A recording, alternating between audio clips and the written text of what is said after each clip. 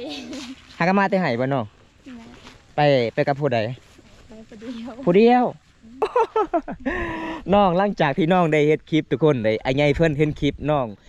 ลำบากหลายทุกคนสอนปลาฝ่าฟืนเนาะนึ่งข้าวเกลือหมูนี่ละพี่น้องสาวลาววงบ้านนี่ขยันหลายว่าบ่มีไผมาเฮ็ดเวียกซอยพ่อแม่เลยอ้ายเจ้าได้บ่ได้เฮ็ดซอยบ่อ้ายค่อยกินยาติดยาอีกบัดมือทาน้องเพราะว่าน้องก็เฮ็ดให้เนาะจักมื้อแหละน้องโหดเขาให้ฮอดอาทิตย์แล้วโอ้ยังทันได้มื้อบ่อ๋อวันนี้ก็ขอบคุณหลายๆไอ้ใหญ่เพิ่นจากฝั่งไทยเด้อที่เชื่อมั่นและมั่นใจให้บ่ตามาสะพานบุญให้แล้วก็ช่วยสาวแมวเป็นครอบครัวที่ยากจนทุกคนเลยในหมู่บ้านสวุทุกคนนี่แหละการเดินทางแต่มือน้องหาหมู่บ้านน้องก็ตก30 กิโลเลยทุกคนมื้อนี้เป็นเงินผู้ใหญ่ใจดีฝากมาน้ำหมายดีน้องเด้อ 1,000 บาทเอาดีใจบ่ดีใจจักเปอร์เซ็นต์100%นะขอบใจผู้ใหญ่ใจดีนี่เด้อขอบใจดีใจ ไอ้ใหญ่เพิ่นก็เลยเป็นห่วงสาวลาวบ้านเฮาไอ้ใหญ่เพิ่นก็ทุกข์คือกันแต่ไอ้ใหญ่เพิ่นก็เคยผ่านทุกข์มาแล้วก็เลยไอ้ใหญ่เพิ่นก็สงสารวิถีชีวิตสาวลาวบ้านเฮาเนาะเมื่อนั้นไอ้ใหญ่เห็นคลิปเฮาไปซ่อนปลามีงัวไล่บ่ งัวไล่ซ่อนเนาะหดเข้าก็บ่มียังกินเลยกินแต่แจ่วเผ็ดเมื่อยก็เมื่อยกินข้าวก็บ่มีหยังเลยมีแต่แจ่วเผ็ด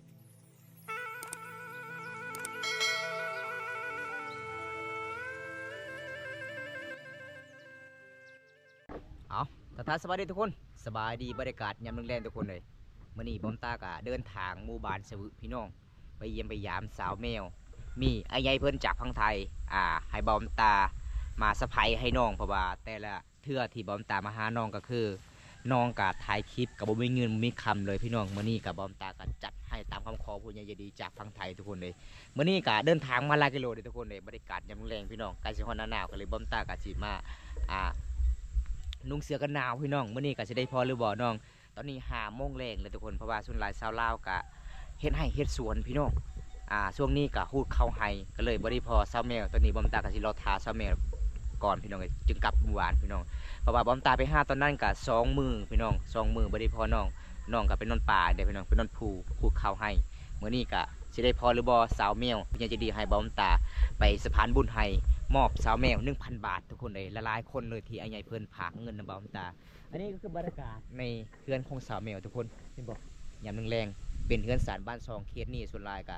มีที่เฮือนใหญ่ๆทุกคนเป็นหมู่บ้านอยู่กับตีนภูเขาหรือว่าหุบเขาหมู่บ้านสะวึเมืองน้องเพนสวรรณเขตทุกคนเลยจะได้กับไปติดตามสนุกกันล่ะพี่น้องไปนี่ดีฟอน้องแล้วทุกคนเลยน้องฮักมาติให้พี่น้องโอ้ยสาวสวยเขตหมู่บ้านนี้ส่วนหลายก็เจ้ามาติให้ก็คือหาฟื้นไปนำเลยทุกคนเมื่อนี้ได้ฟอน้องมดมือทุกคนเพื่ออยากถาน้องเพื่ออยากให้น้องเงินกับมันไม่เรื่องง่ายๆเดี๋ยวทุกคนเลยสบายดีจ้าคุณงามสบายดีหากมาแต่ไห้บ่น้องไปกับผู้ใดผู้เดียวอีเม่เด้อีเม่นอนเวลาตอนเช้าก็คือน้องไปผู้เดียวเบิดโอ้ตอนนี้ไม่ยังน่ะฟื้นบ่โอ้ทุกคนในนี่ละเด้อผู้ใหญ่ใจดีจากฝั่งไทยอยากเห็นวิถีชีวิตเจ้าตอนนั้นเจ้าฝ่าฝืนเนาะไอ้ใหญ่เพิ่นก็เลยเป็นห่วงเมื่อนี้น้องฮู้บ่มียังอายมาให้เจ้าบ่ฮู้ยังเลยน้องหลังจากที่น้องได้เฮ็ดคลิปทุกคนได้ไอ้ใหญ่เพิ่นเห็นคลิปน้องลำบากหลายทุกคนสอนปลาฝ่าฝืนเนาะนึ่งข้าวเกลือหมูนี่ละพี่น้องสาวลาววงบ้านนี่ขยันหลายทุกคนอันนี้ก็คือน้องกับมาผู้เดียวไปผู้เดียวเฮ็ดให้เฮ็ดส่วนอีเมย์พ่อก็คือนอนอยู่ผู้โอ้ยพี่น้องเอ้ยเมื่อนี้บอมตามาหาน้องถึงเฮือนถึงศาลอยู่มัดมือเมื่อนี้ก็ใกล้สิฮอด6 โมงแรงเลยทุกคนเด้จังได๋บอมตาก็ต้องสู้เพื่อ FC ทุกคนเพื่อผู้ใหญ่ใจดีหลายๆคนได้รับชมคลิปสาวลาวโอ้อันนี้ผมแสดงว่าน้องออกฮูดข่าวให้4 มื้อเลยเนาะเป็น4 ถอนเลยพี่น้องเห็นบ่น้องก็เลยมากองไว้จุดนี้โอ้แสดงว่าไก่ แสดงว่าไก่เจ้านี่มันไม่ได้ออกเนาะเห็นบ่ทุกคนเป็นชีวิตสาวลาวเห็นบ่เวลามาแต่ให้แต่ส่วนก็คือต้องเอาไว้ไก่เอาไว้หมูเป็นระเบียบเรียบร้อย โอ้ยพี่น้องเลยเห็นวิถีชีวิตน้องแล้วกับเป็นน่าสงสารน้องหลายเด้อทุกคนลำบากหลายเลยทุกคนเลย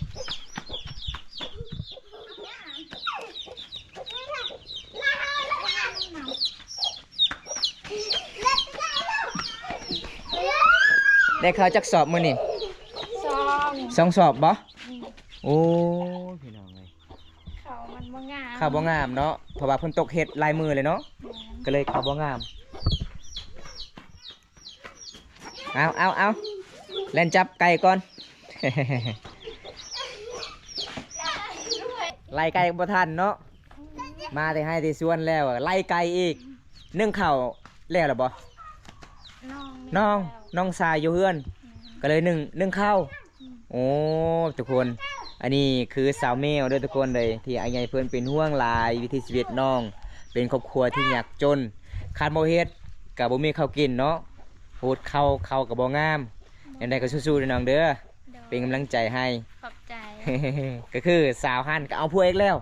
เอาแล้ว โอ้ยสาวฮั่นนี่คนมักอะไรเนาะ2 เถื่อเอาผัวเด้อทุกคนเลยมื้อนี้บ่มีหยังหลายเด้ออ้ายมาเยี่ยมมายามเจ้าเด้อน้องเด้อมีอ้ายใหญ่เพิ่นฝากเงินนำเบาตา600,000กีบถ้าได้เงินแล้วน้องสิซื้อหยังน้อง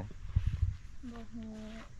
ก็ว่าสิซื้อผ้าห่ม ข้าวโฮมโอ้ไก่สิฮอดหน้าหนาวเนาะ แม่ หมู่บ้านเฮาก็ไก่สิฮอดหน้าหนาวเด้อทุกคนก็เลยน้องก็อยากซื้อผ้าห่มแน่เรือที่นั่นก็ซื้อเกลือซื้อปิ้งนัวเนาะอ๋อพี่น้องเอ้ยน้องก็บ่คิดบ่ฝันเลยบ่จะได้เงินก่อนซำนี้บ่คิดเลย เพราะว่าเขากองแล้วมาดนแล้วก็บ่มี อ๋อแม่นทุกคนเลย บ่ฟัน บ่คิดบ่ฝันเลยเนาะ แม่ หลังจากที่อายมาหาน้องแต่ละเทื่อบ่ได้เงินจะกีบเลยเนาะอ๋อมื้อนี้อายใหญ่เพิ่นจัดให้ เอาทุกคนมื้อนี้บอมตากะจัดให้ตามคำขอผู้ใหญ่ใจดีเลยทุกคนเด้อมื้อนี้กะได้พอน้องแล้วทุกคนเลยบัดมือทาน้องเพราะว่าน้องก็เฮ็ดให้เนาะจักมื้อแล้วน้องโหดเขาให้ ฮอดอาทิตย์แล้ว อาทิตย์แล้วโอ้ยังบ่ทันได้มื้อบ่อ๋อมื้อนี้กะขอบคุณหลายๆอายใหญ่เพิ่นจากทางไทยเด้อที่เชื่อมั่นและมั่นใจให้บอมตามาสะพานบุญให้แล้วก็ช่วยสาวแมวเป็นครอบครัวที่ยากจนทุกคนเลยในหมู่บ้านสะบึทุกคนนี่แหละการเดินทางแต่มือน้องหาหมู่บ้านน้องก็ตก30 กิโลเลยทุกคนมื้อนี้เป็นเงินผู้ใหญ่ใจดีฝากมาน้ำหมายเด้อน้องเด้อ เลย 1,000 บาทเอาดีใจบ่ ดีใจ ดีใจจักเปอร์เซ็นต์ 100 ฮะขอขอบใจผู้ใหญ่ใจดีหน่อยเด้อ ขอบใจ ผู้ใหญ่ใจดีนบเอานบก่อนขอขอบใจหลาย ขอขอบใจหลาย ๆ ๆ ผู้ใหญ่ใจดี จากพังไทย จากพังไทย ขอให้อายุดีมีแห้ง ขอให้อายุดีมีแฮง ขอให้ร่ำให้รวย ขอให้ร่ำให้รวย แต่นี่ต่อไป แต่นี้ต่อไป ขอให้อายได้เงิน ขอให้อายได้เงิน กลับคืน กลับคืน ร้อยเท่าพันเท่าเด้อ เท่าคนเท่าเด้อ สาธุ สาธุ นี่พี่น้องไงน้องก็อวยพรบ่ค่อยเก่งดีใจเนาะดีใจครั้งแรกน้องได้เงินเด้อทุกคน เป็นยังไงรู้สึกดีใจบ่น้อง ดีใจ ดีใจ เพราะว่าอายใหญ่เพิ่นเห็นที่คลิปเจ้าเด้อายใหญ่เพจก็บ่เล่นแต่ไลน์อายใหญ่เพิ่นก็เลยเป็นห่วงสาวลาวบ้านเฮาอายใหญ่เพิ่นก็ทุกข์คือกัน แต่อายใหญ่เพิ่นก็เคยผ่านทุกข์มาแล้วก็เลยอายใหญ่เพิ่นก็สงสารวิถีชีวิตสาวลาวบ้านเฮาเนาะเมื่อนั้นอายใหญ่เห็นคลิปเฮาไปซ่อนปลามีงัวไล่บ่ กลัวอะไร งัวไล่ซ่อนเนาะ ขอยย่าน ยานเลยเนาะหากินกับประมาณบ้านเฮาอยู่ป่าอยู่ดงเนาะอ๋อบ่มี เฮาหดเข้าวกะบ่มีหยังกินเลยกินแต่แจ่วเผ็ด โอ้กินแต่แจ้ว เมื่อยก็เมื่อย โอ้ กินข้าวกะบ่มีหยังเลย มีแต่แจ่วเผ็ด โดยเฮ็ดให้อยู่ผู้บ่น้อง แม่น ใกล้บ่ ไก่หลาย ประมาณจักชั่วโมงน้องยางแต่บ้านฮอดให้ 2 ชั่วโมง 2 ชั่วโมง อืม ตอนเช้านี่ประมาณจักโมงน้องไปแต่บ้านนะ 6 โมง 6 โมงก็ย่างผู้เดียวบ่ ยังผู้เดียว โอ้อีพ่อแม่บ่ได้กลับเลย เพราะว่านอนอยากพูดได้เสา อ๋อโดยเพราะว่าเฮานอนกับใครนิดนึงเนาะมันก็ซอยเวลาเด้อทุกคนเลย อืม มื้อนี้บ่มีหยังหลายเด้อ โดย ดีใจบ่ ดีใจ หลังจากนั้นน้องก็สิเฮ็ดหยังต่อบัดนี้ ไปตักน้ำ ตักน้ำเอาไปเลย โดย เดี๋ยวสิตามที่วิถีชีวิตน้องๆก่อนทุกคน ตอนนี้บำตากะมามอบในมือน้องเลยเด้อ ขอบคุณหลายๆไอ้ไงเพิ่นจากพังไทยที่เชื่อมั่นและมั่นใจบ่บำตาคนนี้ไปสะพานบุญหลายๆคนที่สนับสนุนสาวลาวเคชนุดบ้านเฮาซื้อข้าวซื้อน้ำซื้อเกลือปิ้งนัวมื้อนี้กะบำตากะจัดให้ตามคำขอเลยทุกคน อันนี้จะเป็นบางของน้องเลยหมู่บ้านนี้กะมีเฮือนใหญ่แต่เขาเจ้าอยู่ กับตีนภูเขาทุกคนก็เลยมีไม้อุดมสมบูรณ์ทุกคนบ่คือหมู่บ้านบอมตาอยู่ตามทงเพียงบ่มีไม้พี่น้องเอ้ยส่วนหลายมีแต่เฮือนน้อยๆเบิ่งพี่น้องจุดพุ่นก็คือเขาเจ้าก็ไปอาบน้ำตักน้ำก็คือจุดนั้นทุกคนเป็นหมู่บ้านดำรงชีวิตตักน้ำมีน้ำสางทุกคนเลยเพิ่นเลยเขาเจ้าก็มาใช้ท่อเลยอันนี้ก็คือเขาเจ้าก็มาปักหลักไว้พี่น้องบ่ให้เขาเจ้าบ่ให้ชาวหมู่บ้านสิมาขุดเลยเพราะว่ามันเป็นบ่อน้ำจุดนี้ทุกคนบ่อน้ำมันมีจากต่างประเทศอเมริกามากวดทุกคนเป็นน้ำที่สะอาดที่สุดเลยทุกคนบ่มีสารเคมีพี่น้องเขาเจ้าลงกวดมาแล้วทุกนี่หลังจากมาแต่ไฮที่สวนแล้วทุกคนน้องก็สิไปตักน้ำเด้พี่น้องเอ้ยลำบากอะไรอันนี้คือสะดุ้งที่น้องไปสอนปลามื้อนั้นกับบ่มานเนาะ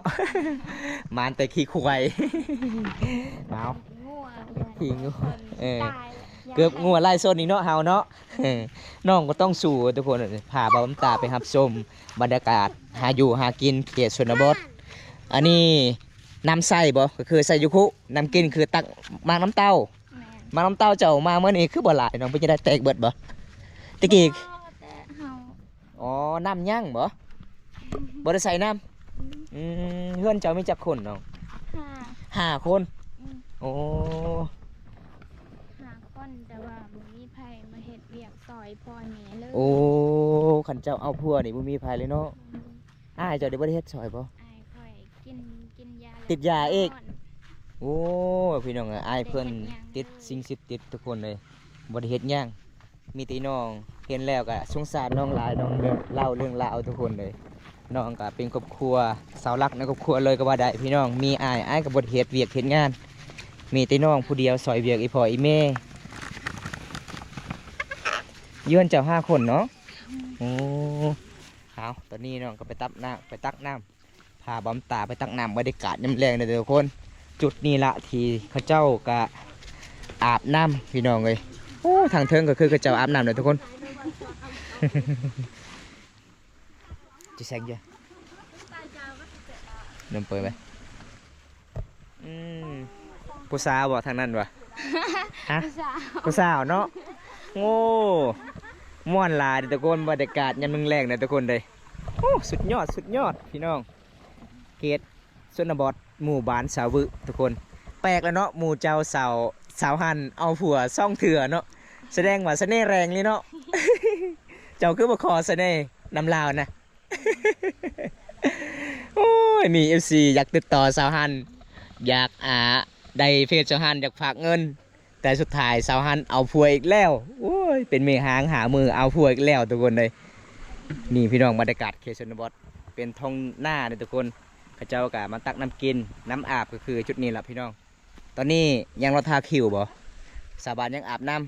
ำสาบานยังอาบน้ำเลยทุกคนมาหันเปิดเสาจุดไหนมาหันเปิดเสาไปจุดไหน ก็ถามมันก็ซอด ไม่เหมือนนักไหมอันเปิด ก็นั่งเต็มมาคือมันนอนดงมันก็ไม่รอมันทั้ง แต่เป็นปลาลูดจุดอันเดา นาวจู่ๆตะบืนคือได้ชื่อยาใบ อืม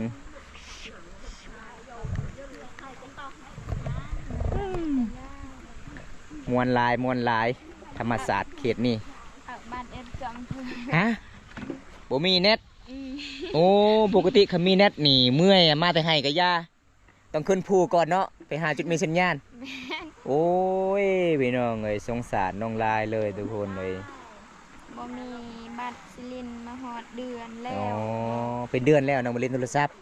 สมพอข่อยคนหาเพจเจ้าทักก็บ่ได้บ่เห็นเจ้าอ่อนเลย พอดีคำเลยเนาะจะอาบน้ำวันนี้เนาะพอแห้งเพื่อชีวิตคิวเขาเจ้าอาบน้ำเลยทุกคนน้องกลับไปตักนั่งแน่ใครแต่น้องทรายเจ้าบ่อยู่กกใหม่คุณบ่ผู้นี้แหละบ่ซอยเจ้าเจ้าเฮ็ดเวียกนะ แม่น ลาวเฮ็ดได้มีแต่นึ่งข้าวเนาะ หนึ่งค่ะ ตักน้ำบ่ได้ มาได้ เออ ผู้ชาย ยังน้อยเนาะพี่น้องเลยนี่ละพี่น้องสาวแมวคนงามเด้อพี่น้องสงสารน้องลายเลยลำบากอลีวิถีชีวิตน้องทุกคนเลยหมู่บ้านน้องเฮ็ดให้พูนไก่ทุกคนพูตีนภูเขาทางโน้นเลยทุกคนเลยเนาะ ผู้มันสูงหลาย โอ้มันเป็นสันแห้งบ่ แม่น โอ้ ย่างก็เมื่อย แมนทำบ่สู้กับมือเขากินเนาะน้อง แม่น ต้องสู้แบบนี้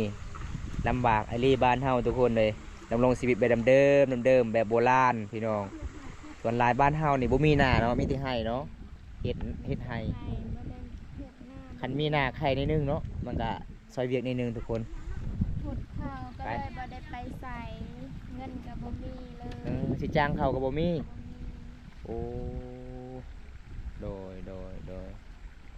ไปน้องลงตักเลยแล้วเขาจะอาบน้ำนี่ทุกคน ตักน้ำมัน เออ สาวแม่บอกว่าตักน้ำกันเด้อจ้าโอ้สาวหมู่บ้านไปอาบน้ำลายเลยทุกคนอันนี้ก็เจ้ามาที่ให้ที่สวนก็เลยอาบน้ำก่อนอาบน้ำแล้วก็จึงกลับเครื่องกลับสารจุดนี้ก็คือเป็นจุดทางสาวหมู่บ้านเอาน้ำกินเลยทุกคนก็จะดำรงชีวิตแบบเดิมเลยพี่น้องบ้านหนองบ้านหน้าหมู่บ้านสาวชนเผ่ามังกรเมืองนองแขวงสวรรณเขตเลยทุกคนเลยอันนี้จะเป็นน้ำสางเนี่ยน้ำสางขั้นเวลาเขาเจ้าฮอดหน้าแรงนี่เขาเจ้าไปตักต้องถือไปสายเอาพี่ลุงแต่3 โมงตอนดึกเด็ดทุกคนเลยคันเฮามาหา6 โมงแรงนี่แสดงว่าบ่ทันเวลาหมู่ครูมาหลายทุกคนก็เลยเขาเจ้ากะเอาไปสายไปตักแต่3 โมงดึกพี่น้องอันนี้ใครช่วงนี้มีน้ำลายนิดนึงขันย่ำเดือน2 เดือน 3เดือน 3 เดือน 4 เดือน 5โอ้ยพี่น้องลำบากสุดๆเลยทุกคน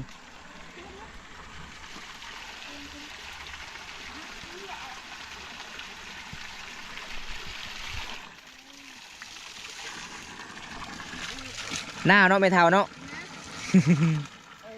เพิ่นว่าหาแงดคือหนาวเด้อทุกคน เบิ้งผู้สาวบ่ได้ปินหน้าใส่เบาตาเลย เพิ่นว่าหนาวแฮงเบิ้งบ่ได้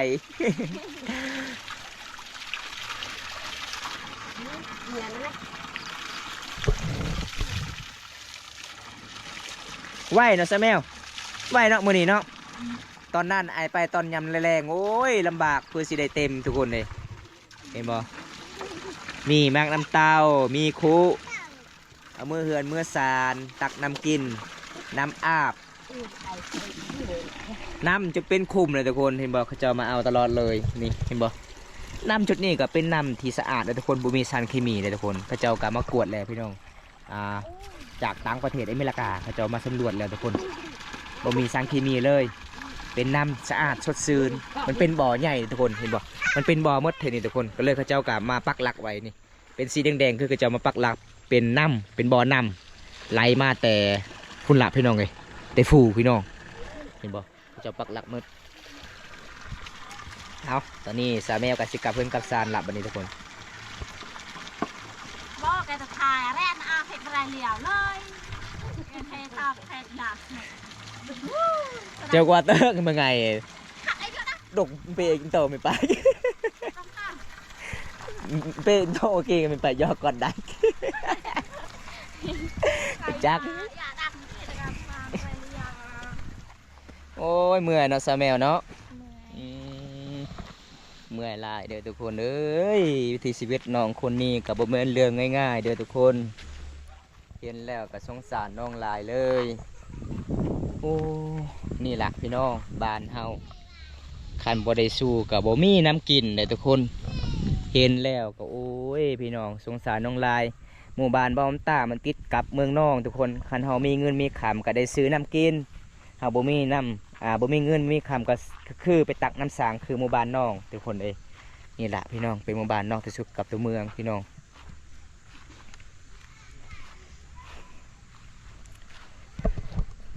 อันนี้จะตักนี่แล้วนี่มื้ออื่นก็ไปตักอีกบ่คันกินมื้อเบิดเลย อีก โอ้เปลี่ยนตลอดเลยเนาะ เปลี่ยน โอ้คณะไว้2-3 มื้อแสดงว่ามันออกขี้เท้าหลายเนาะ แรงเศร้าตักตลอด โอ้เปลี่ยนน้ำใหม่ๆตลอดเลย แม่น กินน้ำเย็นๆ กินน้ำเย็นๆตลอดเลยเด้อเบิ้งพี่น้องก่อนสิฮอดเฮือนน้องเป็นชันเลยทุกคนเส้นทาง โอ้ยเมื่อย เมื่อยก็สู้คันบ่สู้ก็บ่ได้ทุกคนเอ้ยนี่เฮือนของน้องทุกคนอ้ายก็บ่ได้เฮ็ดเวียกมีแต่น้องนี่ล่ะไปเฮ็ดเวียกตลอดซอยปล่อยแม่ย่างผู้เดียวอีกตอนเช้าก็ย่างตอนเช้าตอนแรงก็ย่างเวลากลับบ่มีรถพี่น้อง โอ้สิตักน้ำกับบ่มี บ่มีแต่กิ่งเดียวบ่เนาะ แม่น โอ้ยพี่น้องเอ้ยถ้าพอได้ใจดีกะอุดหนุนน้องนี่เด้อน้องอยากได้คุ ขึ้นไหนบ่อ๋อเอาตามติดวิธีชีวิตสาวแมวเด้อ นี่โอ้มันหนักเติบเลยทุกคนเบิ่งพี่น้องโอ้โหโอ้เข้าห้องเลยบ่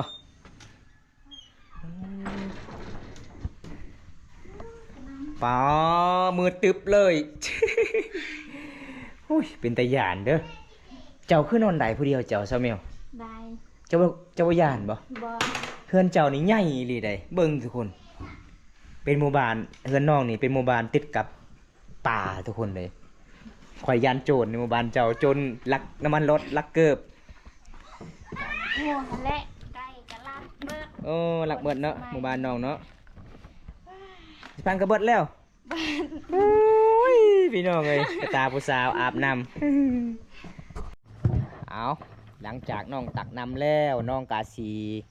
ตัดพื้นผ่าพื้นเนาะไม้ตัวนี้ก็เป็นไม้ที่น้องหาบมาที่ให้ทุกคนโอ้ยวิถีชีวิตสาวลาวเขตนี้พี่น้องเอ้ยขยันหลายพี่น้องยอมรับว่าขยันจริงๆเลยทุกคนเลย เพราะว่าไอ้ใหญ่เพิ่นเห็นคลิปน้องฟ้าพื้นปวกอายุไอ้ใหญ่เพิ่นบอกโอ้ยสงสารน้องหลายเลยเก่ง บ่เก่งแต่ก็ต้องสู้ ต้องสู้เนาะคันบ่สู้กับบ่ได้ทุกคน ได้ เจ้าจับผ่าเบิ่งซ้ายเนี่ยโอ้ แข็งแรงอันนี้ฟ้าพื้นแหละประมาณจักมือถึงเบิดทอนเดียวนี่ เอาเบิ้งน้องก็มากองไว้ฟืนทุกคนอันนี้เป็นฟืนที่น้องเอามาที่ให้ที่สวนเลยน้องก็เลยกำลังสิพาฟืนเลยมื้อนี้มื้ออื่นเช้าก็สินึ่งข้าวแล้วก็อ่องไห้ต่อลำบากเลยทุกคนวิถีชีวิตเคสนี้เด้อทุกคนเลยเห็นแล้วก็สงสารน้องลาย ปลาอะไร เอาเป็นจะได้บัดนี้โอ้สุดยอดปลาเก่งปลาสุดยอดเนาะสะแมวเก่งเลยสะแมวเจ้าได้สุดยอดเลย เน็ตดักกระเบิ้ม ปลาง่ายเลยเนาะจะพาพื้นเนาะ มันบ่คือสาวซุกพาพื้นมุนมัด บอมตากับพาพื้นบ่เป็นเด้อสะแมวเอ้ยเจ้าพาพื้นนี่แม่นนี่ลีเลย ไปซ่อน เห็นบอกเบิ้งทุกคนเป้ายอดสุดยอดโอ้ยเก่งนี่ปัวเลยสุดยอดเลยทุกคน โอ้ พอดีแล้วสำนีสุดยอดลายเลยทุกคนเลยโอ้ปามวนเก่งสาวแมวยอมรับโอเก่งเฉพาะน้องสู้ชีวิตทุกคนเฮียนเฮ็ดเวียกเฮ็ดงานแต่น้อยพี่น้องเลย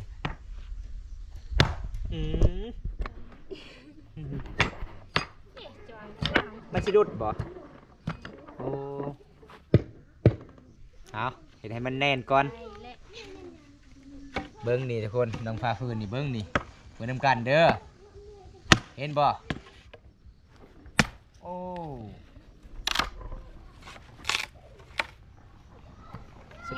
งามเนาะพี่น้องเอ้ยสุดยอดเลยได้ครั้งแรกเลยเห็นผู้หญิงฟ้าฟื้นเก่งนี่เห็นบ่เบิ้งนี่โอ้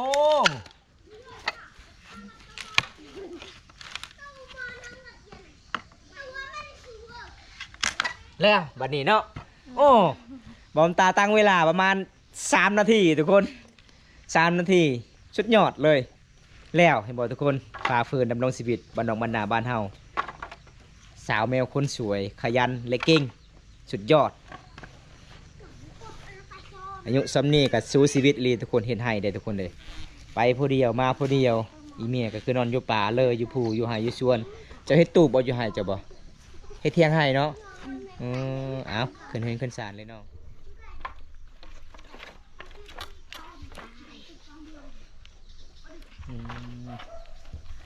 เห็นบ่ทุกคนขยันสาวแมวไอมามื้อนี้ใหญ่เลยได้เจ้าได้เริ่มใหญ่เลยได้ ไอมาตอนนั้นยังน้อยเลย อ้าวขึ้นเฮือนขึ้นศาลแล้วอันนี้ขึ้นขัวน้องบันไดก็สูงทุกคน ตกนี่แล้วเลย เอาสาวแมวมื้อนี้เมื่อยเนาะเฮ็ดเวียกเนาะมือก็ต้องสู้เด้อ มื้อนี้ขอขอบใจหลายที่พาอ้ายได้รับชมวิถีชีวิตน้องเด้อ โดย อ้ายก็สกับเพื่อนกับสารละเพราะว่าอ้ายใหญ่เพิ่นว่าอยากเห็นเจ้าพาพื้นเพิ่นว่าเก่งเลยเนาะเจ้าเนาะ อยากเห็นกับเบิ่งหลาย เจ้าเห็นแต่น้อยบ่พาพื้นบ่ แต่น้อย โอ้ทุกคนเลยจะได้อ้ายขอกลับก็เด้อน้องเด้อ โด บ๊ายบาย บ๊ายบาย ไปกันเด้อจ้า โดย เอาทุกคนเลย มื้อหน้าพากันใหม่เด้อ นี่เพิ่นว่ามื้อหน้าพอกันไหมบอมตาก็สิกลับลาทุกคนเลยมื้อนี้ก็ขอขอบคุณหลายๆอ้ายใหญ่เพิ่นจากพังไทย ที่เชื่อมั่นและมั่นใจบอมตาคนนี้ไปสะพานบุญให้เพราะว่าสาวแมวกับคนช่วยชีวิตตอนนี้น้องก็สิไปอาบน้ำทุกคนบอมตาก็สิกลับบ้านแล้วทุกคน6 โมงแรงเลยทุกคนเลยมันอากาศเขตนี้มันสิชิมืดหลายเลยช่วงนี้ก็สิฮอดหน้าหนาวทุกคนเลยเป็นหมู่บ้านติดกับตีนภูเขามื้อนี้บอมตาก็บ่มีหยังหลายสิพา FC นะครับชมคลิปนี้แต่ตอนจนจบก็ขอให้อยู่ดีมีเฮงก็ขอให้ร่ำให้รวยปรารถนาสิ่งใดขอให้ได้สิ่งนั้นเด้อพี่น้องมื้อนี้ล่ะพิเศษสุดๆก็คือขอขอบคุณหลายอ้ายใหญ่เพิ่นจากพังไทยที่เชื่อมั่นและมั่นใจบอมตาทีนี้ต่อไปก็ขอให้อ้ายได้เงินกลับคืน100 เท่าเด้อสาธุเอาจะได้บอมตากะไว้ปะกันเด้อทุกคนคลิปหน้าพบกันใหม่ขอกล่าวคำว่าสบายดีบันสวนบ๊ายบาย